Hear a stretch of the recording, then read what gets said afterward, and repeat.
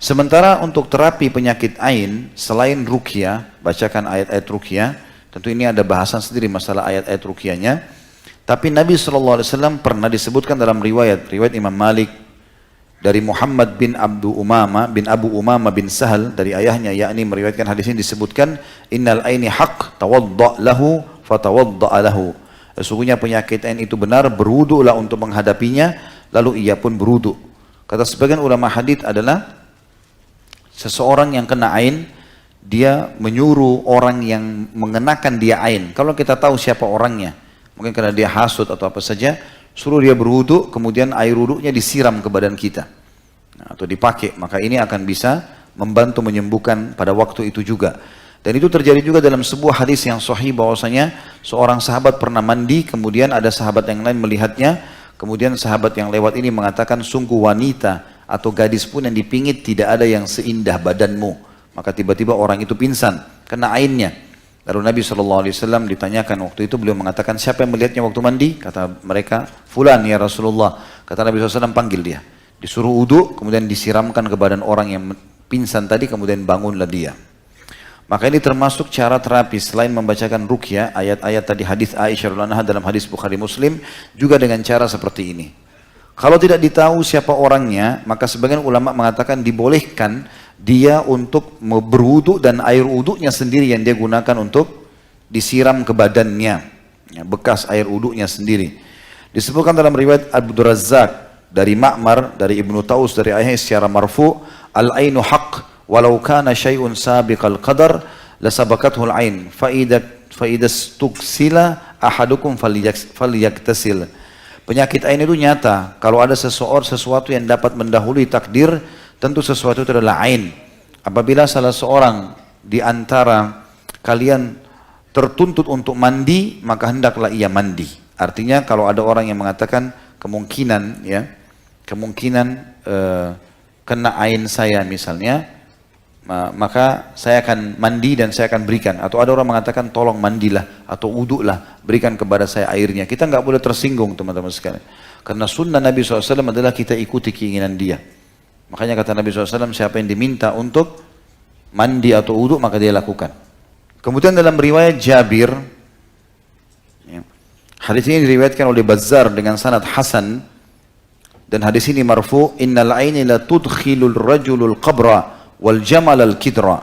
Sesungguhnya ain itu dapat memasukkan seseorang ke dalam kubur, artinya sampai menyebab mati, dan unta bisa masuk ke dalam kuali, ya. Jadi saking luar biasa bahayanya penyakit ain itu.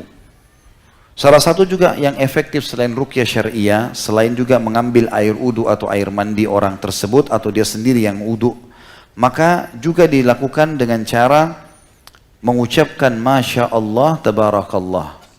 Masya Allah Tabarakallah. Dan ini sudah sering dipraktikkan oleh teman-teman kita di Timur Tengah. Kalau di mobilnya dipasangin stiker Masya Allah Tabarakallah. Kalau di rumah pintu masuk seperti ada kaligrafi, ya, itu ditulis Masya Allah Tabarakallah.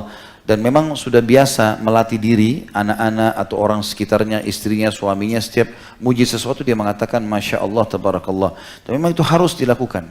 Harus dilakukan, ya, kalau orang puji, karena ini bahaya. Terutama teman-teman kadang-kadang subhanallah kalau keluar rumah kita punya anak kecil sengaja diperindah, lalu kita tidak sama sekali membekali dia dengan doa, ya, dengan mendoa agar Allah lindungi dari keburukan. Ini bahaya sekali, ya. Dan disebutkan dalam sebuah riwayat yang lain, riwayat Tirmidzi, dan dinyatakan hasan oleh beliau, bahwasanya Nabi SAW pernah memohon perlindungan dari godaan jin dan dari ain manusia. Dan ini menandakan memang besar sekali pengaruhnya, ya, besar sekali pengaruhnya. Oleh karena itu kita harus hati-hati.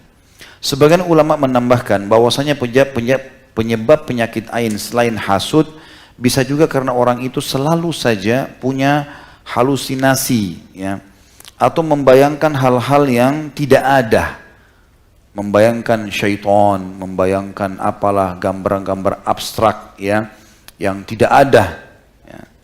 Mungkin Allahu alam, saya juga khawatir kalau orang banyak menggambarkan kayak kartun-kartun Jepang, ya, banyak menggambarkan apalah, ya, manusia ini, manusia itu, atau robot ini, robot itu, ya mungkin tidak ada, ya.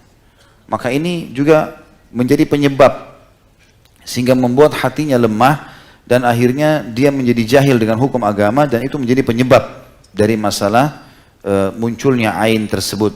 Ya. Walaupun penyebab utamanya adalah karena dia hasud dan hatinya buruk. Kalau 1-2 kali, kalau dia bertaubat kepada Allah maka bisa hilang. Tapi kalau terus menerus maka ini berbahaya buat dia dan juga buat orang-orang di sekitarnya. Dan sering kali terjadi, ya, ini ain dari orang-orang yang belajar hipnotis. Ya. Karena memang sengaja mereka menanamkan itu supaya tatapan matanya membuat orang lain jadi luluh misalnya. Dan ini memang sering kali terjadi dari orang-orang jahat, bahkan dari orang-orang kafir sendiri yang memang hasud kepada kaum muslimin. Allah sebutkan dalam surah Nun ayat 51, ya. A'udzubillahi minasyaitonirrajim wa iyyakadul ladzina kafaru liyuzlikuka bi absarihim lamma sami'u dzikra wa yaquluna innahu lamajnun. Dan hampir-hampir saja orang-orang kafir itu mencelakakan dirimu dengan pandangan mata mereka, gitu kan. Dan pada saat mereka mendengar kebenaran, ya, dan mereka berkata sungguhnya orang ini adalah orang gila, ya, maksudnya mengatakan tentang Nabi alaihi salatu wassalam. Tentu di buku ini cukup banyak teman-teman sekalian kalau dimiliki tentang Ibnu Qayyim rahimahullah, beliau ajarkan tentang doa-doa ruqyahnya. Seperti a'udzu bikalimatillahi tammat min syarri ma khalaq. Ya, aku berlindung kepada Allah dengan kalimat-kalimat Allah yang paripurna dari kejahatan makhluk ciptaannya. A'udzu bikalimatillahi tammat min kulli syaitanin wa hammin min kulli ainin lammah. Aku berlindung kepada Allah dengan kalimat-kalimat Allah yang paripurna dari gangguan syaitan dan binatang serta dari gangguan ain yang dahsyat, ya. Dan cukup banyak, ya, hadits-hadits atau doa-doa yang disebutkan oleh beliau. Saya datangkan saksi bahasan saja.